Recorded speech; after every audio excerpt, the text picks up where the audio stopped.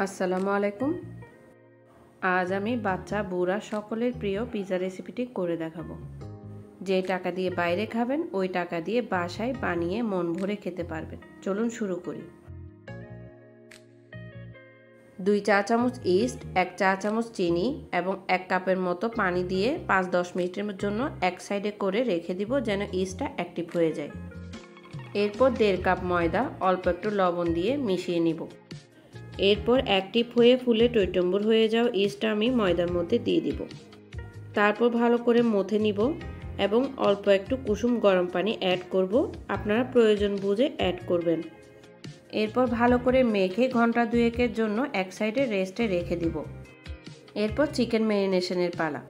Chicken ম্যারিনেশনের জন্য একটু লবণ, লাল মরিচ, টমেটো সস, ওয়েস্টার সস এবং একটু সয়া সস দিয়ে ভালো মতো মেখে আধা ঘন্টার জন্য রেস্টে রেখে দিব। আমি এখানে মুরগির ব্রেস্টের পিসটা ছোট ছোট টুকরো করে কেটে নিয়েছিলাম। এরপর হালকা একটু তেল দিয়ে ম্যারিনেশনে চিকেনগুলো দিয়ে দিব। আমি এখানে চিকেনকে বেশি ভাজা ভাজা করব না, আমি একটু সেদ্ধ হলেই নামিয়ে ফেলব। এরপর এটাকে আমি সাইডে রেখে দিব। এরপর রেস্টে রেখে দেওয়া ডোটা কিন্তু ফুলে দ্বিগুণ হয়ে গিয়েছে। এরপর ডোটাকে 2 ভাগ করে নিব। আমি আজকে 2টা পিৎজা বানাবো। এরপর 1 ভাগ ডোটা নিয়ে ভালো মতো মথে এক সাইডে রেখে দিব। এরপর আমি একটা পিৎজা ট্রেতে ভালো মতো তেল ব্রাশ করে নিব। এরপর ভালো মতো হাত দিয়ে চেপে চেপে রুটিটাকে বড় করে নিব এবং একটা কাঁটা চামচের সাহায্যে একটু ছিদ্র করে দিব।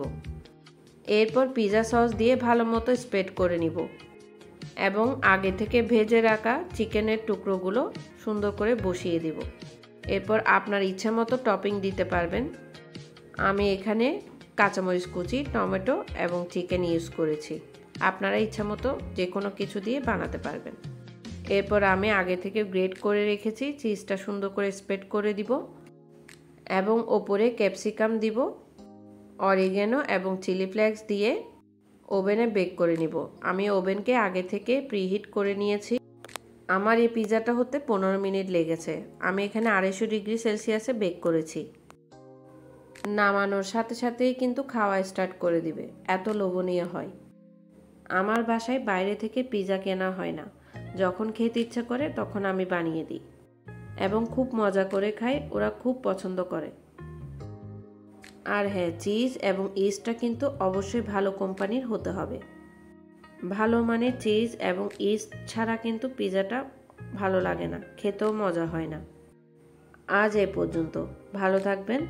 আশা করি আমার রেসিপি ভালো লাগলে একটা লাইক, কমেন্ট এবং সাবস্ক্রাইব করবেন। ধন্যবাদ।